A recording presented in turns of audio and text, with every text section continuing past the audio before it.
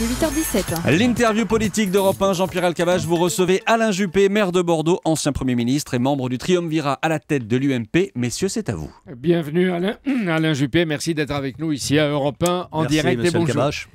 Aujourd'hui, Israël va donc frapper encore plus fort dans les airs et peut-être au sol. Le gouvernement Netanyahou vient d'appeler, on l'a dit, 100 000 habitants de Gaza à évacuer sans délai leur maison. De tels messages annoncent généralement des frappes immédiates. Qu'est-ce que vous en pensez? Et comment arrêter cet échange continu, meurtrier de missiles contre roquettes? La France a toujours suivi la même ligne depuis des décennies. La sécurité d'Israël, le droit du peuple d'Israël à vivre en sécurité et en paix dans des frontières reconnues est une exigence absolue. Et c'est la raison pour laquelle le massacre de 3 jeunes Israéliens ou le tir de roquettes sur des villes israéliennes sont inacceptables. Cela dit, où va-t-on ? Et à quoi cette répression brutale qui vise des cibles militaires, mais aussi des civils, des dizaines de morts, où cela conduit-il ? Répression sans raison ? Je n'ai pas dit sans raison, il y a des raisons, mais la réaction est-elle proportionnée? C'est la grande question. J'entends, comme vous, qu'on va demander à 100 000 habitants de la bande de Gaza d'évacuer leur territoire et leur maison. Ceci conduit vers davantage de sang, davantage de morts, davantage de haine. Il n'y a pas d'autre solution que le cessez-le-feu, la paix et le retour autour de la table de négociation. Les partenaires le veulent-ils? Il y a là-dessus un grand point d'interrogation. Mais vous voulez dire les deux partenaires? Parce qu'hier, le Hamas disait non et Les deux Netanyahou, partenaires. peut-être par tactique, disait oui. Les deux partenaires, y a-t-il une vraie volonté d'aller vers ce qui apparaît comme la solution? En tout cas, c'est ce que dit l'Europe, c'est ce que disent les États-Unis, c'est ce que dit la France, vous en doutez. c'est-à-dire 2 États. J'en doute aujourd'hui quand on entend certaines déclarations du Premier ministre israélien ou évidemment les extrémistes du Hamas. Et est-ce que vous ne pensez pas que les extrémistes du Hamas sont débordés par plus terroristes qu'eux aujourd'hui? C'est possible, vous savez ce qui se passe dans la région. L'Irak est à feu à sang, la Syrie est à feu à sang, on assiste à une véritable guerre de religion Il y a la entre montée sunnites de et chiites. l'État islamique Il y a la de montée de l'État al-Baghdadi. islamique, bien entendu. La situation se radicalise, le fanatisme et le terrorisme menacent. Et c'est donc plus que jamais une nécessité de se mettre autour de la table de négociation. Mais vous, Alain Juppé, vous connaissez les protagonistes de cette nouvelle guerre au Proche-Orient. Comment déclencher, décréter une trêve qui est en plus réclamée par les peuples à la fois d'Israël et de Gaza? Seuls les responsables politiques concernés peuvent le faire. Tout le monde a essayé. Les États-Unis, qu'on qualifie de superpuissance, s'y sont cassés les dents. Et l'Europe est tout à fait impuissante. Donc c'est aux responsables politiques de prendre la responsabilité historique de se mettre autour de la table pour chercher la paix. Et cet affrontement, Alain Juppé, a des conséquences graves à Paris, dans différentes villes de France, qui vont manifester encore à nouveau aujourd'hui.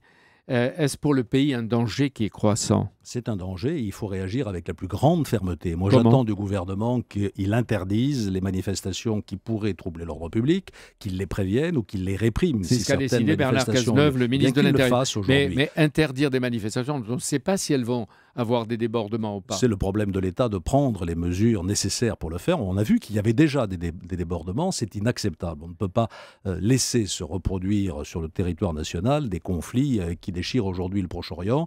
Et les Juifs de France, comme les Juifs en général d'ailleurs, ne peuvent pas être tenus pour responsables de la politique du gouvernement israélien. Et vous sentez monter quand même l'expression de pro-palestiniens, français ou pas, mais de pro-palestiniens, peut-être même organisés. C'est plus compliqué que cela. Moi, j'entends les déclarations de certains responsables, juifs ou pro-palestiniens, qui appellent au calme. Le recteur de la Grande Mosquée de Paris, absolument. Dalil Boubaker, surtout que c'est le mois du Ramadan. Et puis, vous avez Je crois peut-être qu'il vu- faut saluer le sens des responsabilités. Et malheureusement, comme toujours, il y a une poignée de fanatiques qui veulent semer le désordre et utiliser la violence. Et c'est cela qu'il faut réprimer avec beaucoup de fermeté. Le- J'attends ça du gouvernement français. Le grand rabbin de France, Haïm Corsia, comme ce matin avec vous, Maxime Joël-Mergui, le président du consistoire, dénonce en France ce qu'il appelle l'obsession anti-israélienne et antisémite. Il dit que c'est une préoccupation qui doit être nationale. L'ensemble du corps social doit se dresser contre cette haine des Juifs en France et la rendre intolérable. L'antisémitisme est un poison. Il faut le combattre avec la plus grande énergie. Cela dit, la situation au Proche-Orient, je l'ai dit, appelle une évolution de part et d'autre. Ici, en France, dans certains cas, est-ce que ce n'est pas l'échec de la politique d'intégration et peut-être même un risque et un signe de désintégration nationale? Non, je ne pense pas. Il ne faut pas non plus dramatiser la situation. Combien y a-t-il de manifestants dans les rues de nos villes? Quelques poignées, quelques dizaines. Et l'immense majorité de communautés juives, bien entendu, et aussi de la communauté musulmane, sont des gens de paix. Le droit de vote aux étrangers, est-ce que c'est le moment d'y Je crois que renoncer? c'est vraiment pas le moment. La France a besoin d'apaisement et de rassemblement. Elle n'a pas besoin de clivages artificiels qui ne correspondent à aucune attente de la population. Alain Juppé, le 14 juillet, le président de la République a promis de réformer jusqu'à la dernière minute de son quinquennat. Et il accumule les réformes. Il y en aura beaucoup à la fin de l'année. Celle des régions, désormais 13 au lieu de 22, d'après ce qui s'est passé hier, ce qui va se passer aujourd'hui à l'Assemblée. Les députés PS se sont accordés sur la fusion qui vous concerne, Poitou, Charente, Limousin, Aquitaine. Qu'en pense le maire de Bordeaux et le président de la communauté urbaine de Bordeaux? C'est un beau défi pour la métropole régionale, parce que j'imagine que c'est Bordeaux qui sera la capitale de cette grande région. Vous savez, le président de la République a de temps en temps de bonnes idées, mais le problème, c'est que ça ne suit pas. Le pacte de responsabilité au mois de janvier dernier, c'était pas une mauvaise idée. Dire que tout dépend de la compétitivité de nos entreprises, c'était un retournement de situation, mais dans la bonne direction. Qu'en est-il 6 mois après? Rien. Non, mais si ça s'applique, c'est une bonne politique. Oui, mais le problème, c'est de l'appliquer. Hein. Et aujourd'hui, quand le président nous dit, comme il l'avait dit pour le chômage, que l'économie frémit et que la croissance revient, ce n'est pas vrai. Nous sommes tout à fait dans une économie plate aujourd'hui, par défaut de confiance. Et il n'y a pas de confiance parce qu'il n'y a pas de visibilité. Et même chose pour la réforme des régions. C'est en soi une bonne idée. Moi, j'ai toujours milité pour le rapprochement des régions et des départements. Je ne suis pas sûr que le problème soit le nombre des régions, mais admettons. Cela dit, on a le sentiment d'un bricolage absolument invraisemblable sur le coin d'une table à l'Assemblée nationale. Vous pouvez faire des amendements à l'Assemblée. Un jour, c'est Picardie, Nord-Pas-de-Calais, si j'ai bien compris. Le lendemain, c'était Champagne-Ardenne. Un jour, c'est Limousin, Aquitaine. Mais puis pour après, Bordeaux, on va arriver Poitou-Charentes. pour Bordeaux. Écoutez, moi, Bordeaux se porte bien. Et ce que je souhaite, c'est qu'elle joue pleinement son rôle de métropole européenne, de capitale régionale. Parce que vous savez, les régions, c'est bien, mais il n'y a pas que les régions. Hein. Les métropoles. Oui, mais regardez la carte du monde. On ne parle pas des régions, on parle des grandes villes, on parle des grandes métropoles. Elles ont un rôle essentiel à jouer dans le dialogue, naturellement, avec les régions. Donc, les élections pour les régions auront lieu en décembre 2015. Est-ce que vous serez candidat à la présidence de la région? Sûrement pas. Je suis maire de Bordeaux et président de la communauté urbaine. C'est beaucoup de travail. Est-ce que vous voterez cette réforme, le moment venu? D'abord, je ne suis pas parlementaire, donc la question ne se posera pas pour moi. Mais en tant que patron de l'UMP, on va voir en vous quoi recommanderiez à l'UMP de... Tout dépendra de son contenu réel et on est encore dans un flou artistique. Mais si ça se précise... L'idée d'avoir 2 niveaux d'administration, un bloc intercommunal renforcé avec notamment les métropoles et puis un rapprochement région et département me convient et c'est bien dommage qu'on ait abandonné la réforme que nous avions engagée du conseiller territorial qui permettait le rapprochement entre la région et le département. Alain Juppé, le congrès de l'UMP est prévu pour fin novembre-décembre. Est-ce qu'il est vrai que l'UMP manque d'argent pour le financer? Non, nous avons fait un audit qui fait ressortir quoi? Que l'UMP est endetté, 74 millions, pour 2 raisons. D'abord parce qu'elle a acheté son siège. Et en face de cette dette, qui est à peu près la moitié des 74 millions, il y a un actif, qui est le bien immobilier. Et puis de l'autre côté, parce qu'on a dépensé beaucoup d'argent pendant la campagne présidentielle. Donc aujourd'hui, il faut serrer la vis et nous avons engagé, avec le triumvirat, comme on dit, je préfère dire le collège, et Luc Châtel, un plan d'économie, 1,5 million en année pleine, qui va nous permettre de faire face aux échéances prochaines. Vous dites qu'on a dépensé beaucoup d'argent pendant la campagne de Nicolas Sarkozy.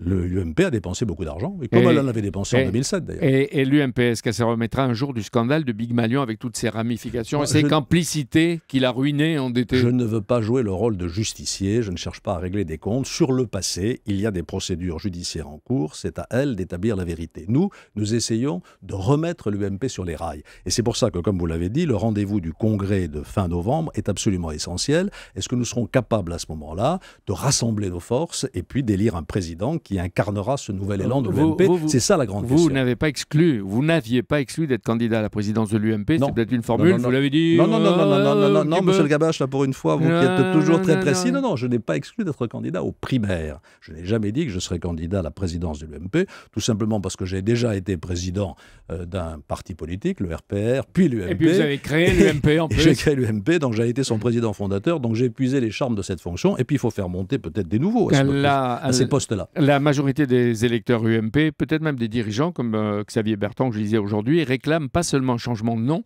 mais un nouveau parti. Est-ce que c'est une décision qui appartiendra au futur président de l'UMP? Ça appartiendra au Congrès. Il faut que le Congrès soit le Congrès, c'est quoi? Le Congrès, c'est la parole aux militants. Et nous avons toujours des militants. Les derniers chiffres sont quand même très encourageants. Nous en avons près de 150 000 et ils renouvellent. Donc c'est à eux de prendre la parole. C'est ça la démocratie. Et de dire ce qu'ils veulent, non seulement en termes de choix du président, mais aussi de ligne politique. Et vous connaissez la mienne.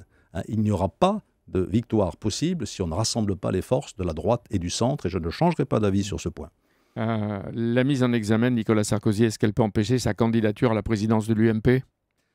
Quelqu'un qui est mis en examen est présumé innocent. Donc il peut? Naturellement.